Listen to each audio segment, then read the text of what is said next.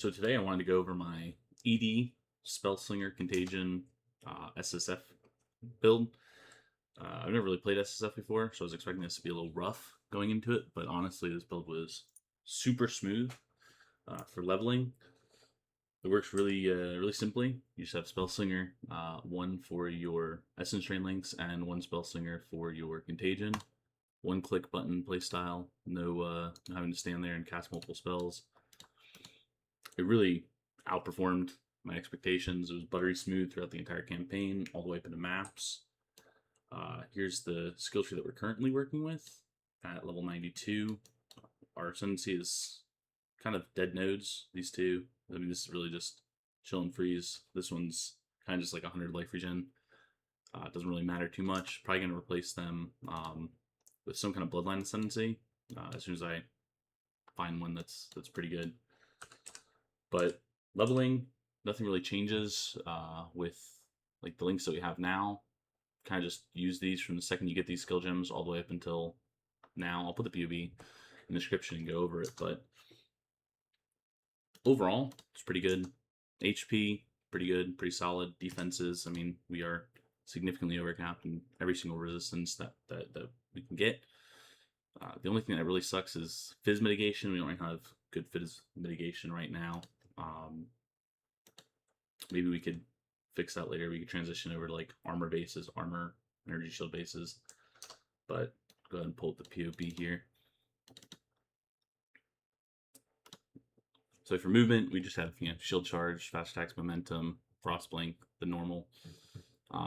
We used haste for most of our playtime. We stopped using this around tier 12 maps when the damage started falling off, and we swapped over to Malevolence.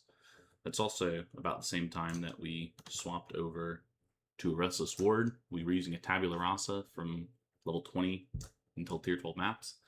We swapped over to this just to keep the move speed from the frenzy charges that we were losing by getting rid of haste. Early on, the tree is a little weird going into it. When you first make the swap over to Spellslinger, if you want to run Malevolence or Haste alongside your Spellslinger, there are a couple mandatory nodes.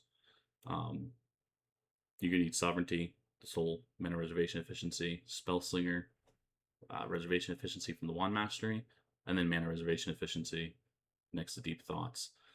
Alongside Contemplative Meditation for even more Reservation Efficiency. It also comes with a bonus of Cost Efficiency.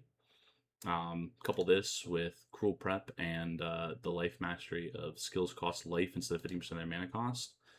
And what you end up with is your Essence Strain only ends up costing about 50 mana, and your Contagion only costs 17, which with 188 unreserved mana, back then it was closer to like maybe 90 or so unreserved mana. It was enough to actually get both casts at the same time every time we clicked. Some really good early progression in terms of gear is if you just kind of like level normally to about level 20 using ED Contagion, Blight as a normal play style, you can get a bunch of gold from your League Mechanic from the charts and the voyages and just make a new level 2 character and gamble energy shield chests. I got my Tabula in like the 3rd inventory. My buddy got his in like his 15th or 20th inventory. Same with like +1 wands, +1 shields. Makes it really easy to level. We got a couple different trees in here. Get to early maps. We're focusing on getting quite a bit of life going on. A lot of more damage multipliers all over the place.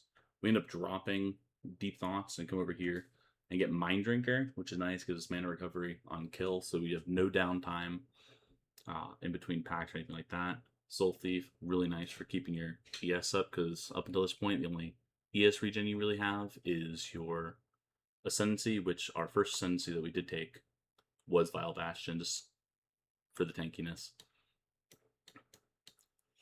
And then this Chaos Mastery is actually, it sounds bad losing 10% of your max life and energy shield when you cast Chaos Spell, but the way Essence Drain works and the healing that you get from the debuff damage, which the level 20 is 1.25% of the debuff damage, is an insane amount of healing. It basically instantly full heals you, unless you tank anything that doesn't one-shot you infinitely. So this lose 10% life whenever you cast Chaos Ball. It doesn't really matter. You can definitely take this a lot earlier up here in the progression. It'll be a lot more damage during the campaign. But overall, you don't really feel any damage fall off while you're doing this until like the top end of yellow maps, maybe early red maps. Like I said, around like tier 12s was when I swapped over to Malevolence instead of Haste. But up until then, there was really no damage issues at all. And our current PoB is this one. We just finished our entire Atlas, and we are currently working on the final Maven invitations for our last like Atlas points. But again, super smooth leveling. This we got a little late. It's kind of awkward.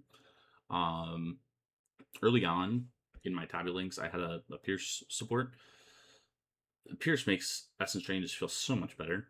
But this is unfortunately like 8 points that we have to waste getting down here. If you don't mind the playstyle without having Pierce, you can get rid of these. Probably take these Chaos nodes right here, maybe some spell damage nodes up here. A really strong node is Prodigal Perfection.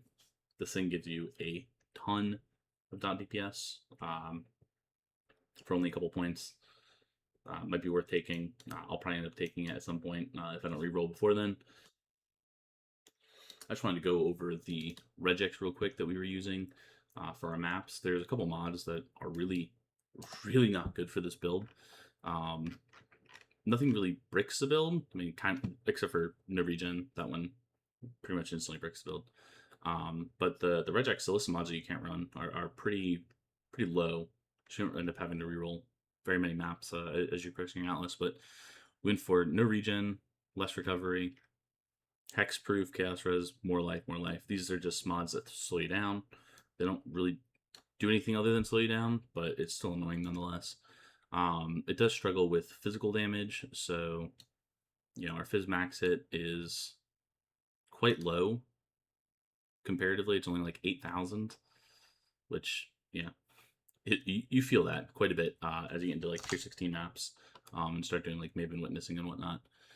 But so you can get rid of things like vulnerability, any kind of Fizz mods. You get rid of like crit, extra crit mods, things like that.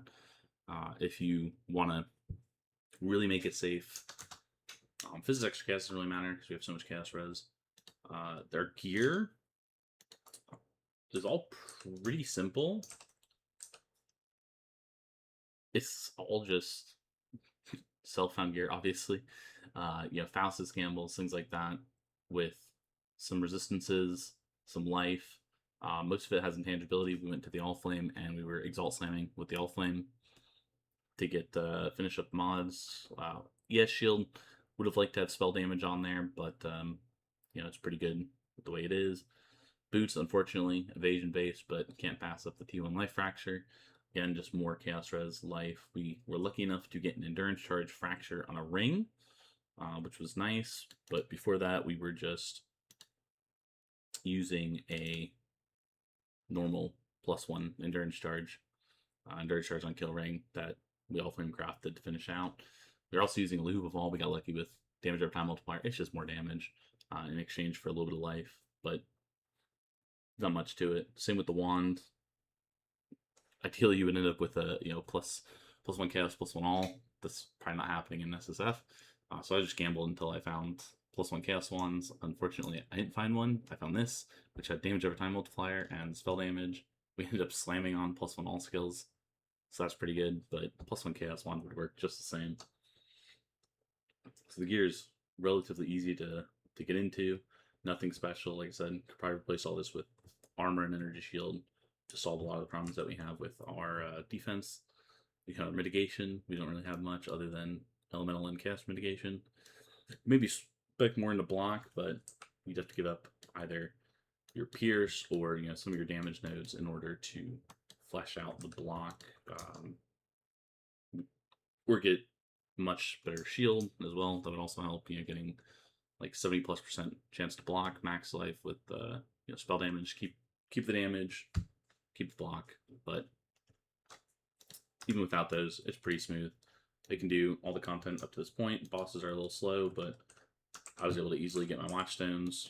Didn't die to Eater or to Exarch. Probably won't die, I can imagine, to Shaper or Elder. They're pretty easy fights. Maven might have a death or two, but so far pretty good. Yeah, that was pretty much the build guide. A little bit of showcase at the beginning. Hope you guys liked, and I'll update it as I go further.